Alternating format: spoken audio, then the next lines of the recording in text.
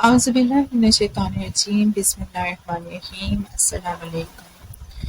آج ہم بات کرتے ہیں کہ ہماری زندگی میں سڈن چینجز کیوں آتے ہیں، اور یہ ہر خاص و عام سب کی لائف میں ایسا ہوتا ہے۔ کوئی اسپیشل ون نہیں ہوتا کہ بس اس کی زندگی میں سڈن چینجز آ رہے ہیں اور دوسرے کی زندگی میں نہیں آ رہے۔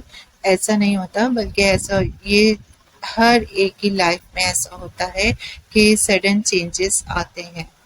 ہماری زندگی میں ایسے لمحات بھی آتے ہیں کہ سب کچھ اچانک ہوتا ہے، جنہیں ہم سڈن چینجز بھی کہہ سکتے ہیں، کہ جو ہم نے سوچ رکھا تھا ویسا نہیں ہوا بلکہ اس کے برعکس ہوا۔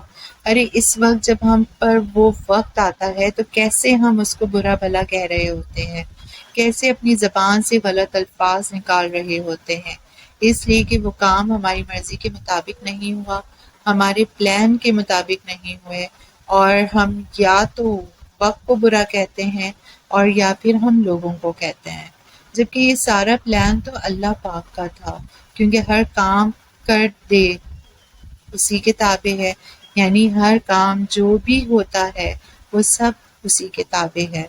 وہی اس نے ہمیں بنایا ہے، اس نے ہماری تقدیر لکھی ہے، اور ضروری تو نہیں کہ سب کچھ ہماری مرضی سے ہو۔ کچھ فیصلے انسان کی زندگی میں اچانک بھی ہوا کرتے ہیں، کیونکہ ان میں خیر ہوتی ہے، ان میں مصلحت چھپی ہوتی ہے۔